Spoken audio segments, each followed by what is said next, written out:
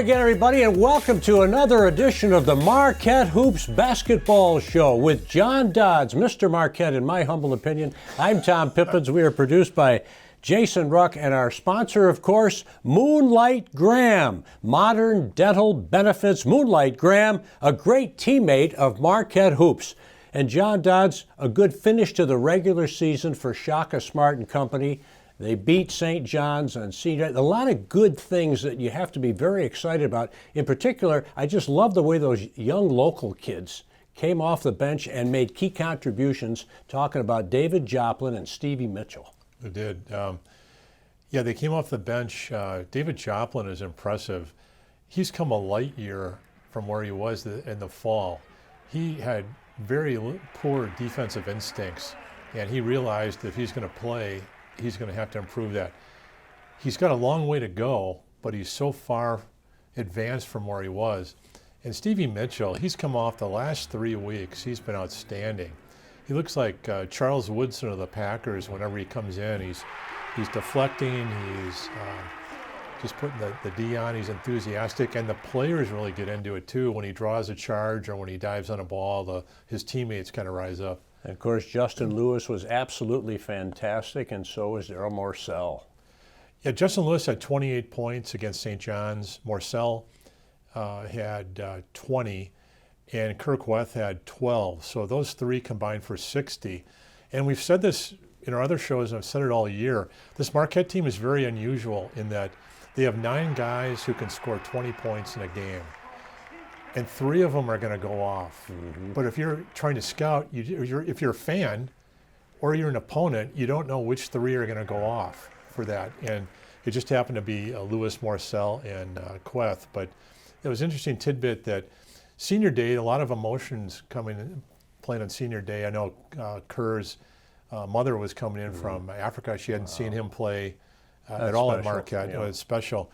But in order to diffuse the emotion on senior day, what Shaka does is he has them meet as a team and talk over things beforehand to get all the emotions out of that, because he doesn't want them distracted on senior day. So I thought that was pretty interesting. Shaka Smart, first season, we talk about it now. They managed to get a bye in the first round, going to the Big East tournament. As we record, though, we can be enthusiastic about 19 wins in the regular season. Who'd have thunk that? We've chatted about that for a long time. And now maybe a seed in the NC2A tournament. What do you anticipate might happen there for the Golden Eagles, John? Well, if they can win a couple games in the tournament, and in the tournament in New York City, I think they could probably be a 6 at the most. But my guess is they're probably going to be somewhere around 9. But I don't really pay attention to seeds because it's all matchups. And when Marquette was a 10 seed, they played a 7 who was South Carolina, and they had 5 seniors who had been there 4 years, and they went to the Final Four. Marquette was a 5, and they played a 12, Murray State. And there was this guy, we hear John Morant is good. Now he's the best player in the NBA right now. And I just remember the look on the Marquette faces when John Morant was making 80-foot passes with his left hand and doing these spins. It was the same look that the Pittsburgh the players were giving in 2003 up in Minneapolis when Dwayne Wade was taking over the game, doing things. They're just like, we knew he was good, but the scouting report didn't say that, kind of a thing. Yeah. So it all depends. I don't care what the seed is.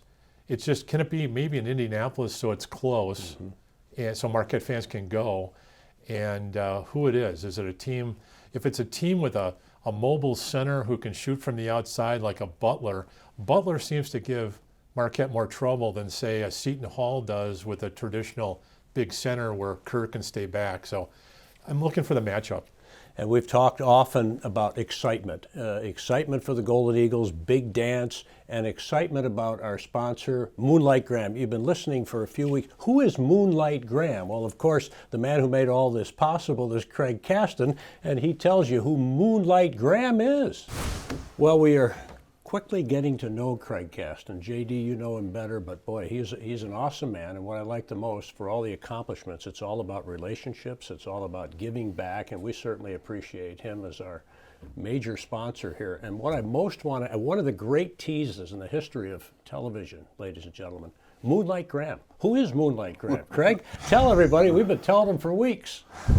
Thanks, Tom. Well, Moonlight Graham is a new company sponsored by a company that's been around for 30 years. The basic company purpose is modern dental benefits. So I'm going to take just a little bit of time to touch on what exactly is modern dental benefits. So the simple story for it is that the industry that I work in, predominantly dental benefits, vision benefits, is a little bit behind the times with some things in the technology area. And I own the largest company in the industry in terms of supplying technology. So rather than waiting for my clients to start using it the way I intended it, I'm going to go out and demonstrate it a little bit here in Wisconsin. So our first product will actually hit the market sometime this fall. It's going to be a savings club, and we'll be able to give some more information about that. But the simplest way of describing it is that we're introducing the idea of consumerism, which is basically easily defined as giving the people what they want. And being a good teammate is one of the reasons Moonlight Graham was selected as the name for the company. We want to be a good teammate, not just for the dental offices that we work with, but also for the consumer, and let them do things on their mobile phones that they can do with everything else in their lives. Since the industry's behind on technology, you can't really do much as a consumer. You're kind of a spectator here, but we're going to be introducing a lot of really nice features that the consumers will like and the dental offices will love. And we'll be able to talk about those as time goes on, but I can tell you they're going to love the stuff that we're doing. So. And you're in the midst of really trying to help people.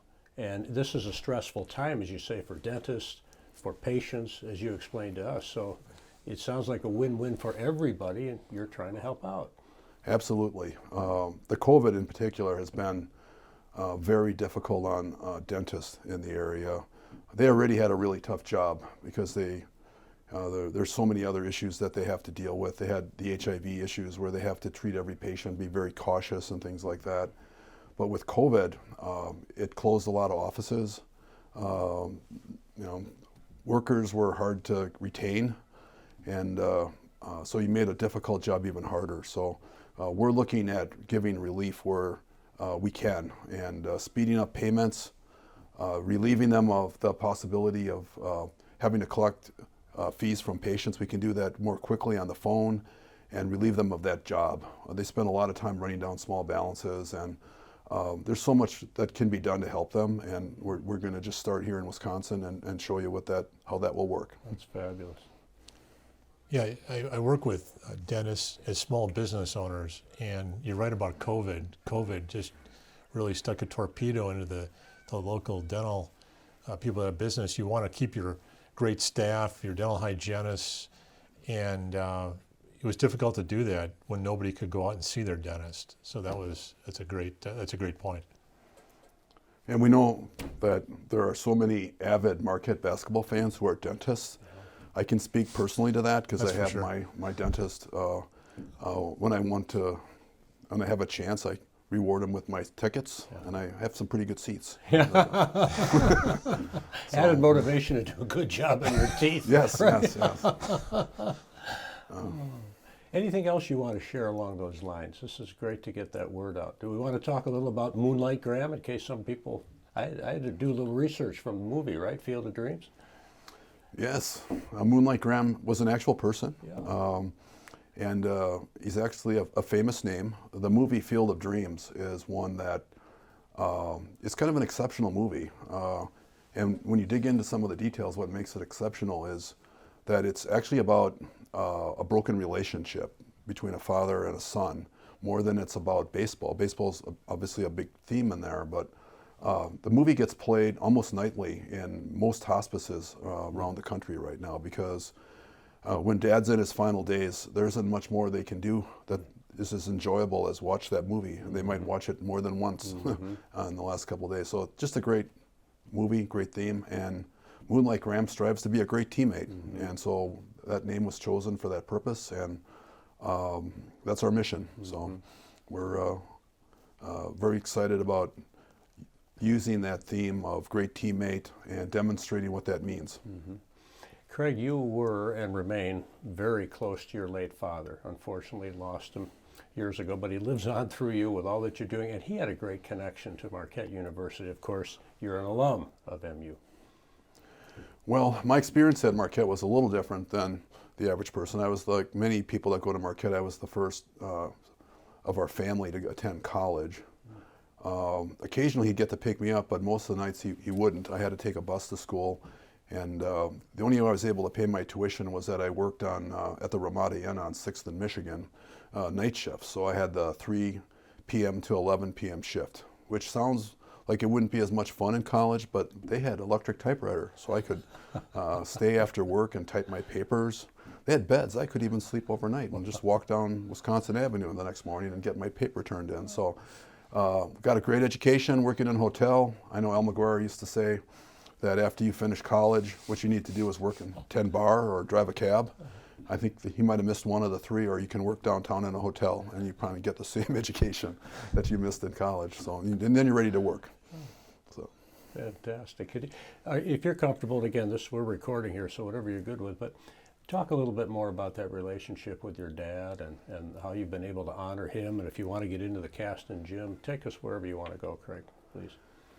Well, I think my dad was the greatest influence in my life. He was my best friend growing up, and he taught me a couple things that I like to mention. Is just that he died when he was 56, and he was a Marine.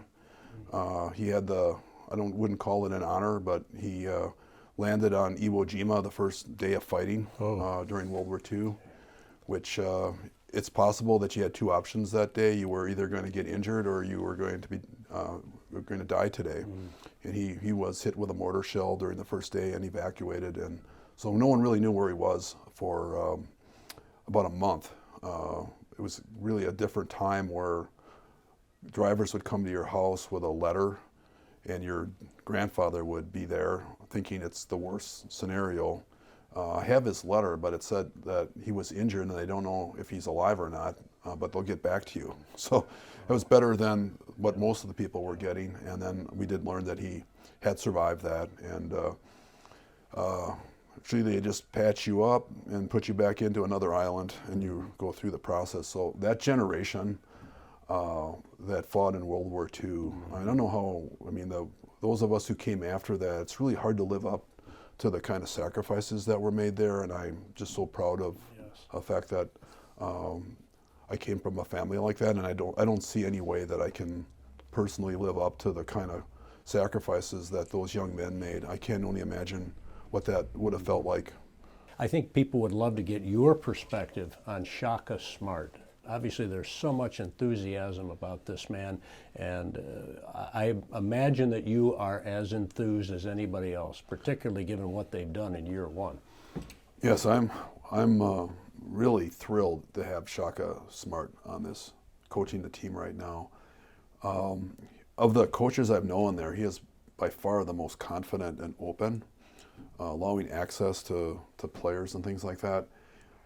His coaching style is exactly what is going to be successful, I think, in this era with transfer portals and things like that. He's always teaching. You have to love how every opportunity when a player doesn't perform well, it's a teaching opportunity, not an opportunity to get all upset about it. And I love the way that he plays players who aren't going to get a lot of minutes. He gives them meaningful moments in games in the beginning of the season and things like that. And so they're not just playing during mop-up time. He has confidence in all of his players. He's got them focused on today, which has been a problem for a long time, having people totally present in the moment. That's what he spends a lot of time talking on and playing for one another. And he'll tell you, he tells the players maybe not what they want to hear, but it's how he views their performance. So he's going to be a great representative for Marquette. As far as first impressions being lasting impressions, he's definitely done a great job creating a first impression in Milwaukee, and I think that bodes well as we move forward over the next decade. It could be one of the greatest decades ever for Marquette basketball. Wow, that's and exciting. That's why we're starting to great television program because we're going to be part of that great decade. Well, there again, you're the pivotal player in that, no question. John, I'm sure you have the same feelings as Craig about Shaka and just the ability to connect with his players and the great respect he had. And I think Craig is indicating this. It goes beyond basketball. Shaka, I sense a very easygoing.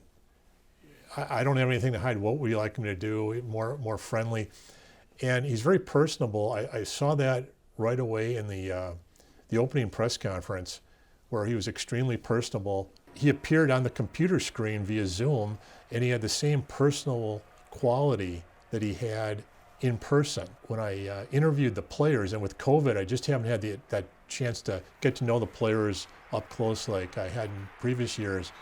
I asked him, when was the first time you met Shaka? He said, well, I couldn't play because of COVID. We didn't have the AAU traveling team. I met him on Zoom, or I met him on the internet. And I thought, that's a huge advantage to be able to be personable on TV. The personable people get the better ratings. I think on Zoom, the personable people get the better recruits or better access or build the relationships. So I think that's a real positive, especially if Zoom is used and he can if you can be personal across technologies nowadays, that's great. Mm-hmm. And I think Craig hit on something that's worth bringing up. He seems to be Shaka Smart, Craig, to the point you made, a really good in-game coach. I think of guys like David Joplin and Stevie Mitchell and where he has put them in, and they've made key contributions that have contributed to recent wins down the line. Absolutely. Stevie Mitchell's actually my favorite player. He's always smiling, isn't he? Does he ever not smile? Looks like he's having a great time. He's having fun all the time. Yeah. He is a heck of a defender, too, though. I mean, if you look at his on-ball defense and things like that, I spoke with one of his teammates at a dinner one time, and I was just asking him, who do you least like covering you in practice? Stevie Mitchell. He makes life difficult. So, great teammate. He's always ready to play. What you read about him in Pennsylvania was just he had a little following there. Very popular player, and I think we have a lot to look forward to with Stevie Mitchell. He's got a really bright future. Same thing with David Joplin. He's may get a lot of opportunity here at Marquette, and we know he can shoot. Mm-hmm. And that's in this particular day and age, you can't get enough shooting in college basketball. Right. It can make up for a lot of deficiencies that we used to have to make up for on defense. Not so much anymore, mm-hmm. but having both shooting and defense would be that's going to be a fun year. Yeah. Sometimes the best scouting reports you can get about a player is not from that player, it's from his teammates, because some of these players don't like to talk about themselves. Right. And so I asked Tyler Kolek this year, what do you think about Stevie Mitchell? And he said, Stevie Mitchell is the best on-ball defender that we have, not named Marcel. And I thought that's pretty good, because Daryl Marcel was the player of the year. I asked Daryl Marcel, tell me about David Joplin. And he said, David Joplin shoots more bad shots on the team than maybe all the other teammates combined, but he hits them. That's that tells me he's really going to be good. And I think Shaka said of Stevie Mitchell that the competition level that he had in high school wasn't as strong as, say, a Cam Jones down in Memphis, or even David Joplin at Brookfield Central. So he said, and Marion Ellis was probably the worst of all of them as far as the least competitive in Davenport. So he said that Ellis and Mitchell were probably being held back early, but Mitchell has taken a big step in the last month and even hit the outside shot against St. John's, the big three-point shot. But he looks like Charles Woodson when he comes in the game from the Packers. He's just, ready to go, and he gets the crowd fired up. So he's going to be an interesting guy to watch in the future. Craig, I know you have great vision, but be honest now. Did you see 19 wins in Shaka's first year going into the Big East Conference tournament? No. I did accuse Shaka of sandbagging, though, at one point. Early before the season started, when I got a look at all the players, and I'm comparing them to last year's team and kind of how just the chemistry. It was at a dinner that was sponsored, and you could really see like the chemistry on this team. Just all the new players brought together, but I don't know that that was there before, where everyone is playing for each other and they're present in the moment. I had a feeling they were going to be a lot better than people said they were going to be, but I probably wouldn't have gone 19-10 either at this point. So maybe not 2 wins over Villanova, maybe not beating Illinois, but if you were close to the group without even watching them in the practice, this looks like a group that can. I don't want to play these guys. By the end of the season, they're going to get better as the season goes on. I'm not going to want to have to play them because there's not going to be any off possessions. And so you better be ready to play 40 minutes with Marquette. And I think they've given us that. That's a 40-minute team. Yeah. We didn't have 40-minute teams part of the last 6 or 7 years. We were always just hoping for a stop. Yeah. Can we just please get a stop? Right. No, maybe we could score, but we couldn't stop on the other end. That's totally changed right now. So I think the coaching philosophy is defense first, and then we'll add offense as we can based on the talents that I have right now. But that's been the fun part, is watching that defense go when it's on. And we've had some really good games on defense that they're just fun to watch that, and not just praying for a stop finally. Right. Ben Steele and Mark Miller in our first 2 shows made an interesting point about Shaka. They both pointed out that in recruiting, he may not be going after the 5-star players if those personalities weren't going to fit. I think Mark brought up the point that at Texas he had the 5 stars, and sometimes something was wrong. And I remember Al McGuire saying, people would say to Al McGuire, "Why does Bill Neary play?" And he would say, "Because I have 5 number 1 picks, and there's only 1 ball.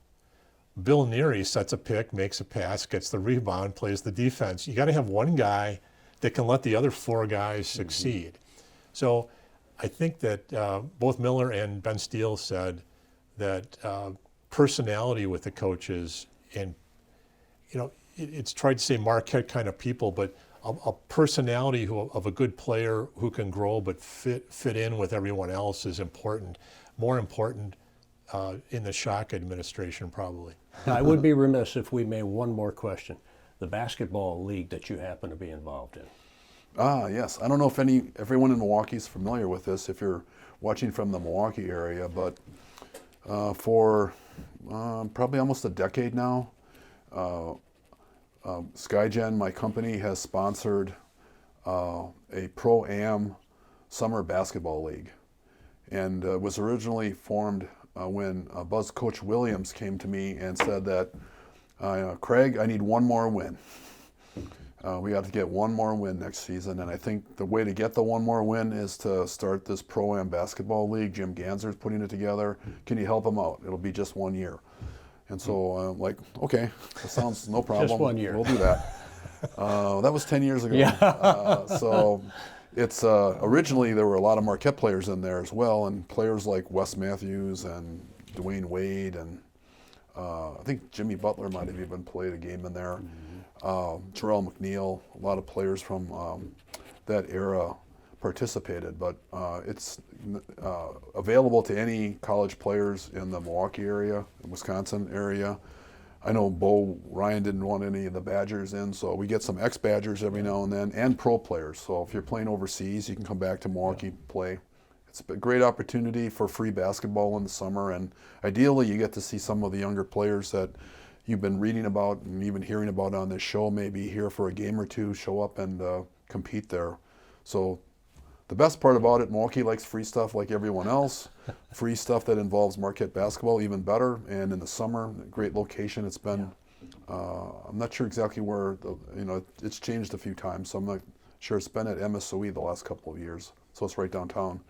But there'll be announcements about where that's going to be happening this year as well. Great. Can't wait. John, do you want to take us home with Mr. Kasten? Yeah, that Jimmy Ganser and the whole Ganser family have really done a great job over the last year. I know his late mother used to cook pizza, and they'd sell that when it was at Greenfield High School. It moved to MSOE. And last year with COVID, I believe it was even an outdoor summer league. That's what they ended up doing last year.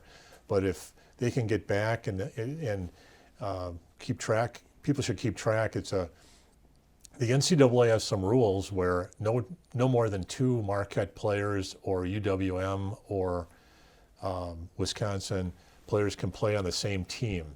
So it's always interesting to see the dynamics that first night when the 8 strangers show up from 4 different teams and they're playing, and you look at the dynamics, and if you have an unselfish player like Junior Cadogan or Greg Elliott, by the end of the match, everybody's hugging and shaking hands and saying this is great because Greg Elliott's sharing the love. Or if you get a scorer who wants the ball on both teams, and there's some attitude going on, but it's a great way for, it's really an outreach for, since it's free, the NCAA also requires that you cannot charge any admission. So you come to that, and it's good for local people that may not have a chance to go to a Marquette game, can come in, see the players up close, the UWM players up close, and it's just a terrific opportunity to do that, and it's been great, and thank you to Craig for sponsoring that for the years, because I mean we've seen Junior Cadogan score, I think it's 55 points in a game, but like 30 assists. I mean, it was a Junior Cadogan. It's like Junior Cadogan was the MVP. Whoever had Junior Cadogan would win. There's no basically. But Jimmy Butler used to play, and I remember Buzz Williams went nuts when Jimmy Butler, I think he hurt a wrist or he had a hand injury, and Jimmy Butler took the cast off and played in the championship game of this league. So it's entertaining basketball, and it would be great if it comes back to where it was during the Buzz Williams era. Yeah, Bo Ellis always thought Bo wanted to be the ambassador of bringing Marquette to the community and the community to Marquette, and this would be a great opportunity. Yeah. Craig, any last words from you for now? No, just thanks for this has been fun for me to be able to talk Marquette basketball.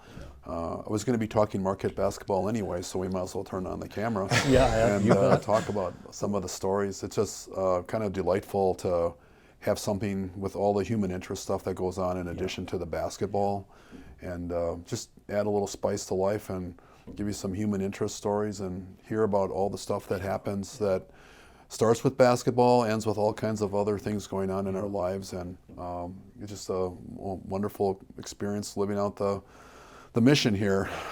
Service, excellence, leadership, faith. I remember Marquette giving us those things early on, and it's a lot to live up to. And but Marquette basketball, just as you know, any day that I get to talk about that, that's a good day. Unfortunately, we're running out of time. Right. We could go forever, but you guys, everybody, your valuable time. But I don't think there's anything to add to that except God bless you and your family for all you do. You're a great guy. We're so thankful and want to get to know you better and do great things. And thank you, Craig Kasten, for being a wonderful teammate. Welcome. It's a pleasure.